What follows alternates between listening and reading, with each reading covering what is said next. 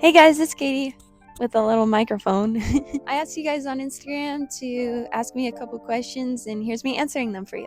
And originally I was going to do a reel, but I decided that this is going to take a little longer than a reel, so here we are on YouTube again.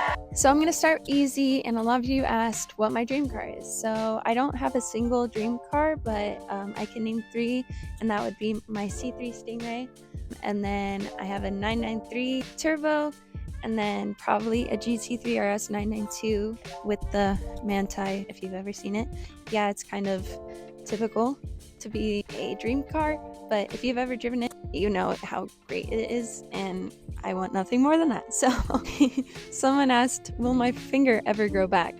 No, it will not. I have to chop it off. No. It's still healing. A lot of you asked about it, actually. It's probably going to be a few more months until it's healed. Maybe a little bit longer. I'm not sure at this point. It's already been 4 months, so we'll see. But it's getting there. Just takes time. I got a lot of questions on how I got into cars. So the story pretty much goes, I was about 5. I wanted to be a race car driver. I'm honestly thinking it was because of Herbie. And I don't come from a car family, so it's not in my genetics or anything. So honestly, we got out of it. And then when I was about 8, I was in a pretty bad car accident, and I honestly had a phobia, like an actual phobia where I couldn't even be in a car for quite a few years. And then I got my license, and then that itch came back, and it just went downhill from there pretty much. I had a 2002 Jeep Liberty, and I didn't do much with it. I just off-roaded the heck out of it, even though it was 2-wheel drive. And then in 2020, I got my GTI, knowing it was going to be a track car. So I bought that car in the middle of the desert, and basically from there I learned how to work on the car, and then I fell in love with everything about cars, and now I know a little bit too much.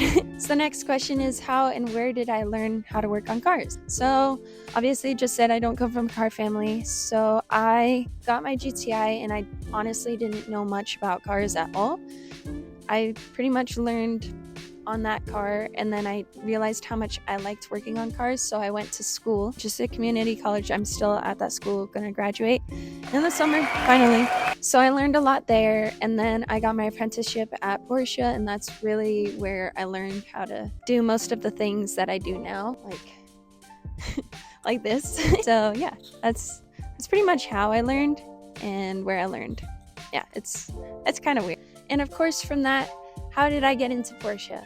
So honestly, funny story, it's not that interesting, but I needed an internship for school to get my degree. I didn't think in a million years that I was gonna get into Porsche, so I was like, that's the only dealership I would really want to work at. So I asked, expecting a no, but I was like, why not ask? Because you'll never know. I basically emailed and called them, and I was like, hey, do you guys do internships? And then they're like, why don't you do an apprenticeship? And that's really how it happened.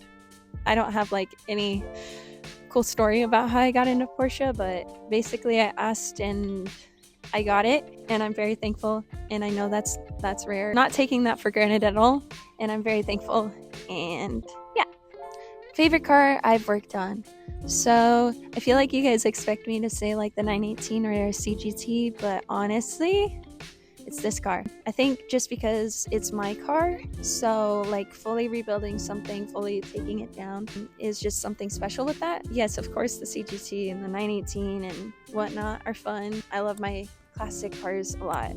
I love working on classic cars, but yeah, this has to be my favorite car to work on just because it's mine. So I get this question a lot, and I kind of find it funny because I feel like people think I'm taller than I am. So how tall am I? I'm 7'2". No, I'm 5'4.5". I don't know what that is for other countries, but I'll put it right there. What's the plan for the 944? It's gonna be a race car. That's a loud crow. Well, it's gonna be a race car, but basically, right now, making it paintable, and then I'm gonna paint it. But then I'm also gonna do a cage and a dash, and make sure it runs. So if it doesn't run, I'm gonna pull out the engine, and then so much to do. I don't even know at this point. I just keep going. Status with Cubert. So if you don't know me, Cubert is a 2007 Fahrenheit edition GTI, and it is sitting right now. And that is because it needs a lot of stuff, including a mech unit, a turbo, timing is off, actuators, etc. So it's gonna be a while. It'll be up, I hope, next year. But for this year, it's the 944, and then I'll get back to my GTI. It's not going away, I promise. It's just, I need a break from it, from constantly fixing it, and then it's not working. So it just bummed me out. So I got a 944. No. It's a good way to start if you're curious about wrenching. So I think the best way is honestly to get a car that you're comfortable wrenching on. So something that is a little bit of a beater, that needs fixing in all different perspectives. So that was like my GTI. I basically bought it when it was ready to go to the junkyard. It had so many problems, so learning that way was such a good way to learn.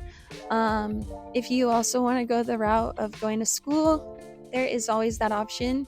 I honestly think hands-on is better, but if you want to learn more of like the logistics, then school is good. YouTube is very helpful. Forums are helpful. So any of that, like, that's the best way.